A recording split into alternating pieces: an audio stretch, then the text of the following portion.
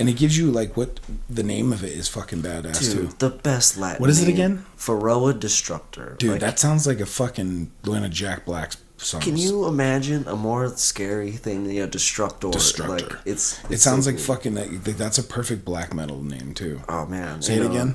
Varroa Destrüctor. You know, dude, seriously, put some umlauts on that fucking thing. Right, and and that's what kind of like. If you ever start another band, call it that shit. I'm into that.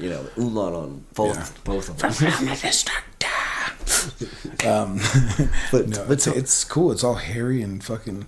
Oh yeah, the amount of they just got these like pincers that just kind of grab, and it's just sometimes you see them and what do they do exactly to the bee? What they'll do is like they sit on their fat cells on like their sides, and like they suck their blood, and like they'll transmit disease. Terrifying. So they're just awful, Yeah. I mean, it'd be like the scale. Say it'd be like a waffle, like on our shoulder, like sucking blood all day. What in the fuck? Yeah, or like like a rabbit on your neck sucking blood, like the size, comparative. So for them, it's small, tiny for us, but for them, it's still like, oh my god. But it probably. But if it's on their side, like behind their leg, they can't get to it. And so they need another bee to be hygienic, to be able to help them clean it. And so.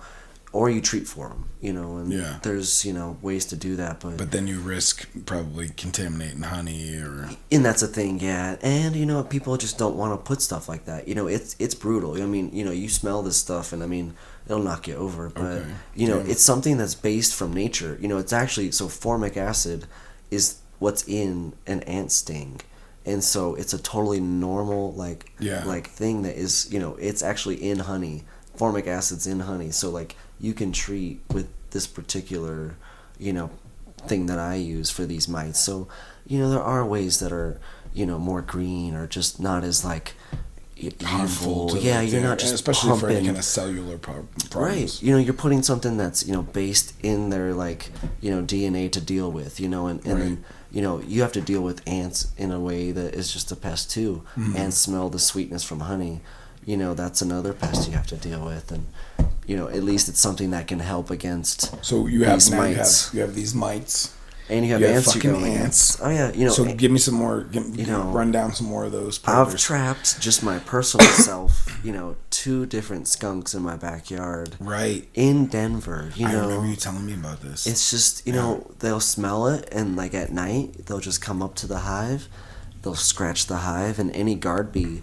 They'll be alerted, they'll go right out, and the skunk's ready to just shovel them right in their mouth. Whoa. And so, they'll come back. They'll just shovel bees right in their mouth. Why do they want to eat the bees? Because the protein. I mean, it's just so they don't care? It stings them? They're just in their mouth. Yeah. And that's the thing, there's rodents that don't care, so same thing with like... They've been dealt with for millions of years. Evolving. Yeah, and that's, you feel bad, you don't want to like bring them to an area that's like infested with bears, without having... this protection, and that was something I had too.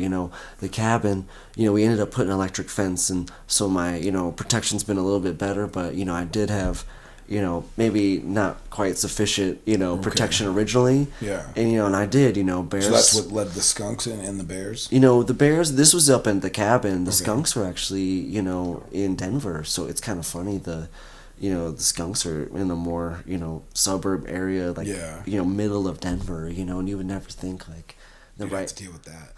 And